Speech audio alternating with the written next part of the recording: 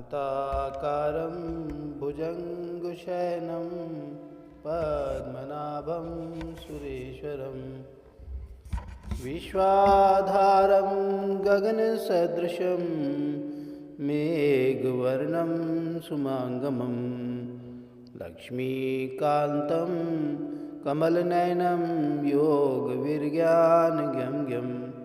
वन्दे विष्णु भवभयहरणं सर्वलोकैकनाथनम्।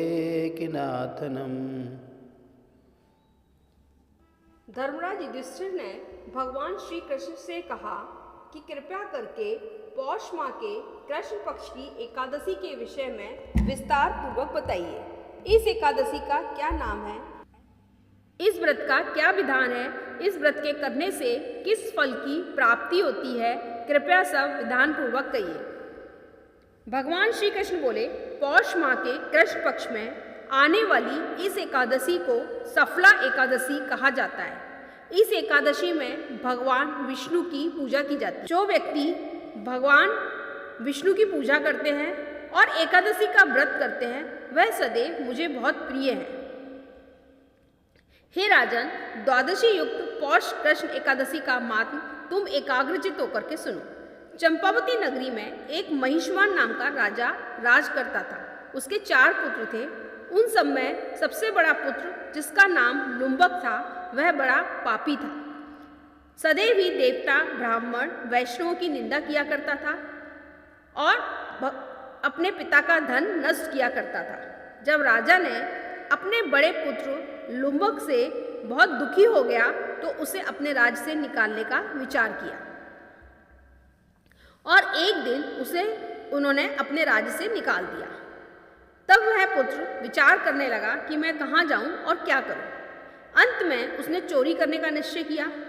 दिन में वह वन में रहता और रात्रि को अपने पिता की नगरी में चोरी करता और प्रजा को तंग किया करता था। वन में रह करके पशु आदि को मार करके अपना भोजन की व्यवस्था किया करता था। सभी नागरिक और राज के अन्य कर्मचारी उससे बड़े भयभीत थे, परंतु राजा के डर के कारण वह कोई उसको कुछ नहीं कहता था। वन में एक अति प्राचीन विशाल पीपल का वृक्ष था। लोग उसकी भगवान समझ के पूजा किया करते थे। वह महापापी लुम्बक उसी वृक्ष के नीचे रहने लग गया।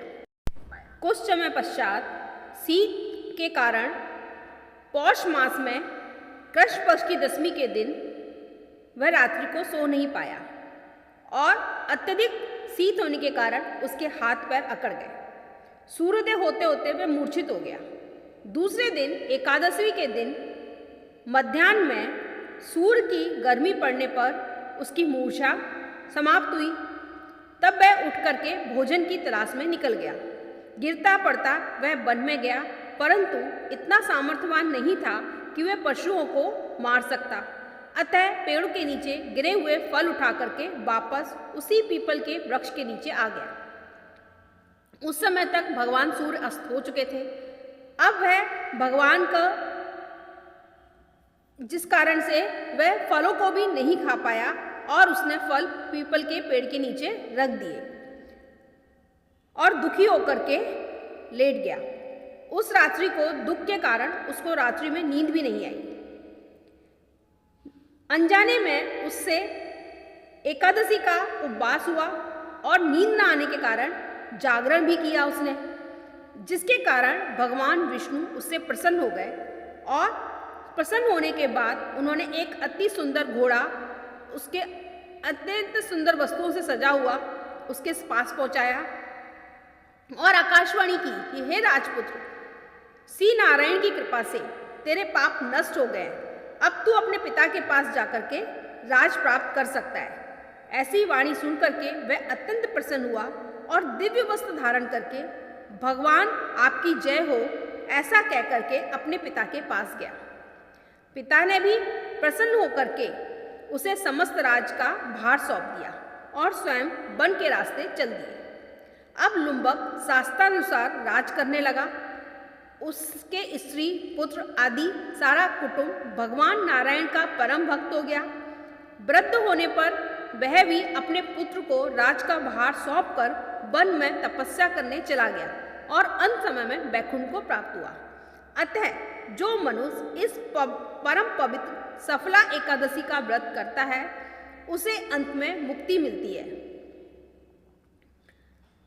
इस सफला एकादशी के महात्म के पढ़ने से अथवा श्रवण करने से मनुष्य को अश्वमेघ यज्ञ का फल प्राप्त होता है। बोलो श्री विष्णु भगवान की जय। लक्ष्मी नारायणे नारायणे हरि हरि, श्रीमन्नारायण